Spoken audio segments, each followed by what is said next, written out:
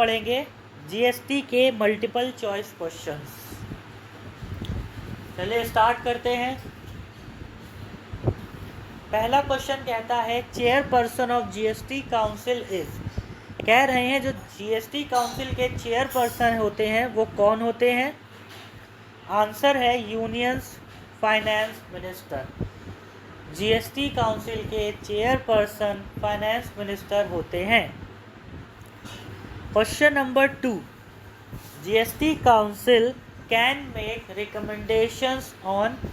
कह रहा है जो जीएसटी काउंसिल होती है वो किस पे अपनी रिकमेंडेशन दे सकती है। Fixation of GST rates. GST rates की फिक्सेशन पर वो अपनी रिकमेंडेशन दे सकती है। Question number 3, GST network has been established to provide. कह रहा है जीएसटी नेटवर्क को किस लिए एस्टेब्लिश किया गया था। Provide it infrastructure for implementation of GST. GST को पूरी तरह से इम्प्लीमेंट करने के लिए। Services of GST network include. कह रहा है जो सर्विसेज होती हैं जीएसटी नेटवर्क में वो कौन कौन सी होती हैं।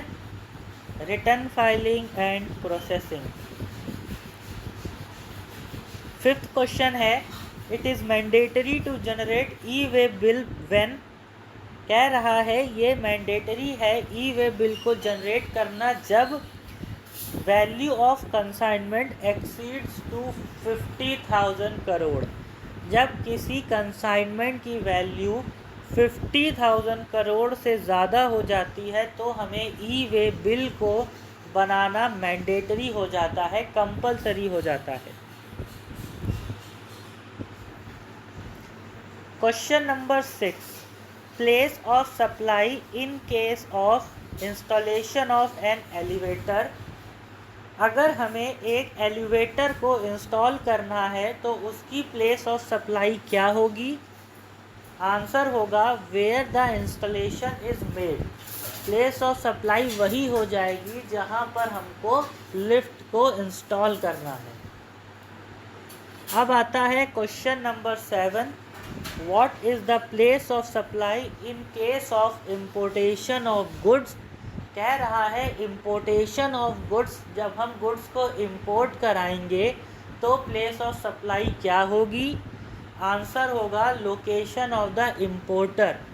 इम्पोर्टर की लोकेशन ही हमारी प्लेस ऑफ सप्लाई हो जाएगी।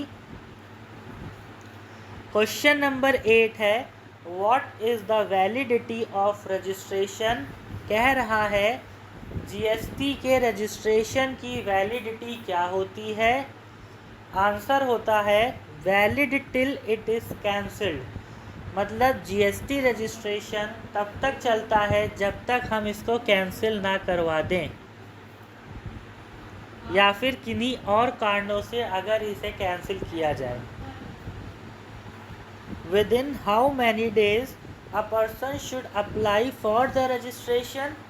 कितने दिनों के अंदर एक पर्सन को रजिस्ट्रेशन के लिए अप्लाई करना पड़ता है। आंसर है विद इन 60 डेज।